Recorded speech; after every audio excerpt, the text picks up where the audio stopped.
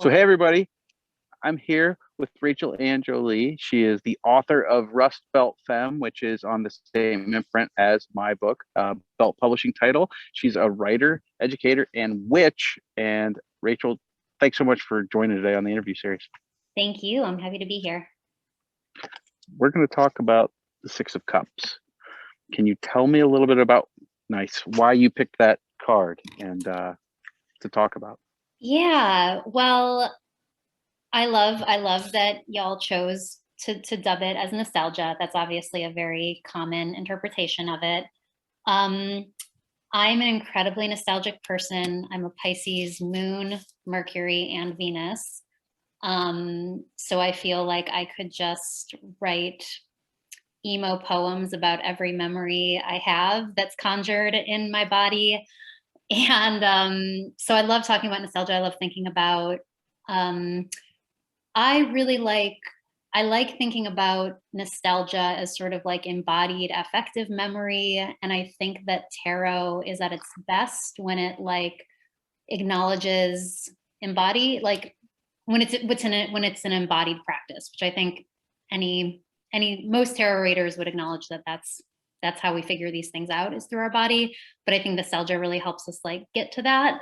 And I chose it also because I was really curious why y'all chose Black-Eyed Susans as the sort of image for that. So I'm just as excited to hear sort of your perspective on it. But yeah, I chose it because I love thinking about nostalgia. Yeah. When I think of nostalgia, I'm nostalgic for late summer. When I think about what I am nostalgic for, and that's when they're around, right? They're always in the fields along the roadsides, and it was really kind of just picking that season to fit. I had a hunch I wrote, when I was jotting some notes for this, I wrote late summer ? Because for me, summer is not my favorite season, but I do love that part of summer, and I think that's not like that season just is like sepia toned feeling, which is how I think about nostalgia too, and that sort of sepia color. So that's cool. Do you have certain spreads that you like to use, or are there certain decks that you really like? Because I'm like often in my head as an Aquarius, I think tarot really is nothing without your intuition. And so one spread that I often do, first I do like a lot of learning to listen to my gut. I do like Lindsay Mack again. I'll bring her up again just because I'm really inspired by her teachings. She talks about like doing the sort of like, is my name Raechel? Like, and then like listening for my gut to be like, yes, and then do I have bangs? Yes. Like, do I have blonde hair? No. Like listening where in your body those yeses and nos come from, and then making simple things like, do I want coffee today or do I want tea? And then like learning to listen to that signal for simple answers. And that way, when you're doing like interpreting for a spread, you can listen to that same part of your gut to sort of determine like, is this a fear interpretation? Is this me projecting as an interpretation? Or is this what my actual intuition is saying? Which for me, I generally believe your intuition is like ancestors speaking through you, usually is how I understand it. Absolutely. So it's a mix of sort of like, how can I intellectualize this? And also how can I like deeply feel it in my body? And decks that I like, I've obviously love your deck. I like the Lioness Oracle, and I like Dark Days Tarot. That's what I learned on, actually. Those are my most commonly used decks. That's very cool.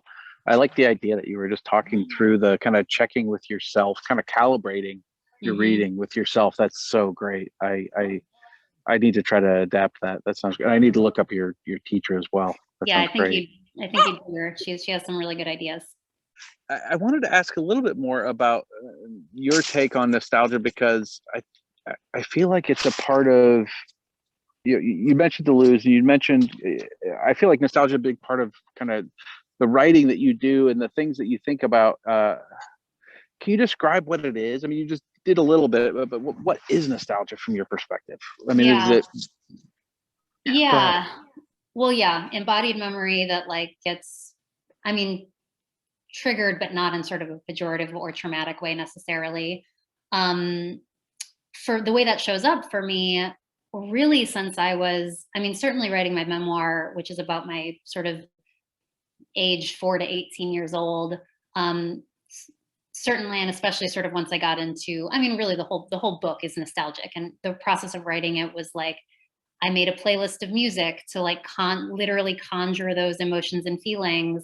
I, tried to write some of it from home. I live in Cleveland now. I didn't live in Cleveland when I wrote the book, but I like came back um, to be in spaces that I used to be in to write the book. I like put a picture of smokes, like the Cleveland smokestacks, on my computer. So every time I saw it, I like saw these images that I saw growing up.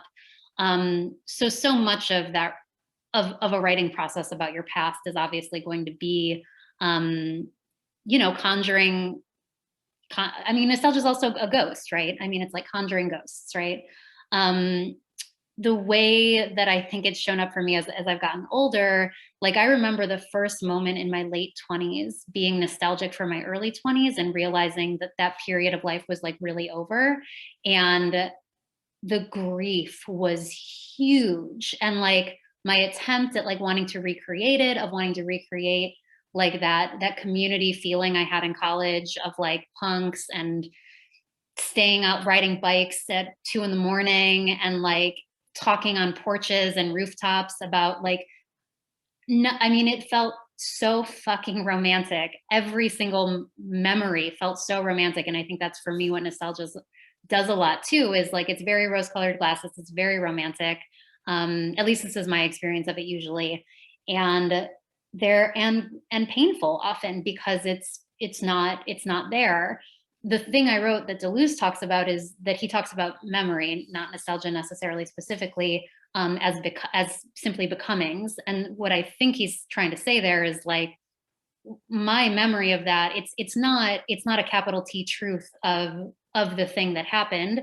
It's my version of my adult self longing for this version of a thing that I'm projecting with um, that I'm projecting with meaning that I feel like I no longer have. So I think you're right. You said nostalgia, helps you sort of remember what you're passionate, your passions, and I forget quite how you worded it, but yeah, I think that pain. Here's my Pisces again, like relishing in the painfulness, like that pain can be helpful to discern like what gave me meaning, like what gave me joy, even though it's probably much more complicated than I'm remembering it. Like it wasn't all romantic bike rides.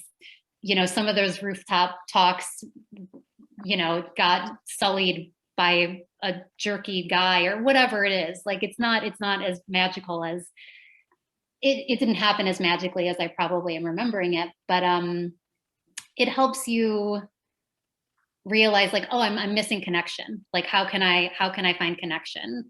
How can I let myself have, I don't know, more fun, or you're like, I don't have that in my life anymore and I just need to like grieve that and just like sort of make peace with that. Yeah, I'll pause. What do you think?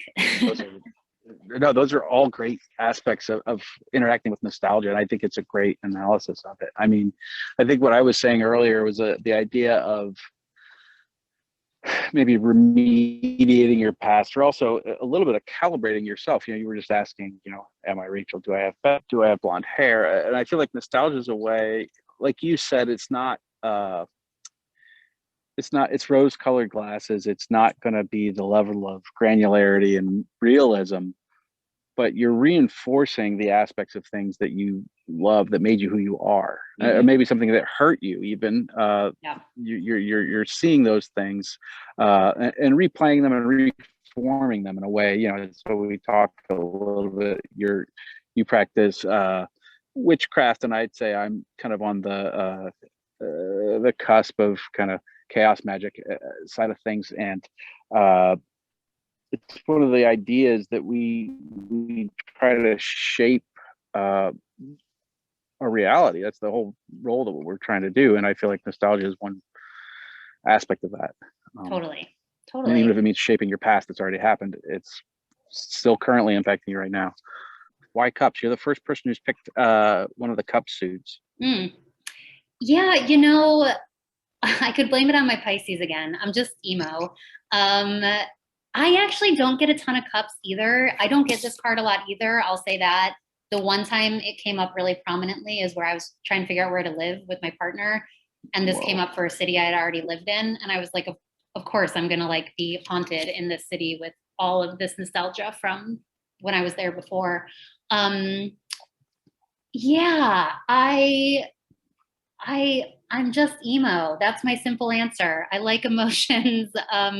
I struggle as an Aquarius. Like I'm very, my Pisces and my Aquarius like really butt heads a lot, but I like talking about feelings. I like writing about feelings. I like intellectualizing feelings, and it felt cool to have a conversation that could combine some of that. That's very cool. Yeah. This was awesome. Anything we should add? I don't think so. We I'm didn't really cover? excited to see all of the conversations you have. I obviously like resonate with a ton of your approach to all of this, and I'm grateful to be Belt family, sibling, kin. And I'm just, yeah, thank you for inviting me to do this. So glad to have you, Raechel. Thanks for joining us. Yeah, absolutely.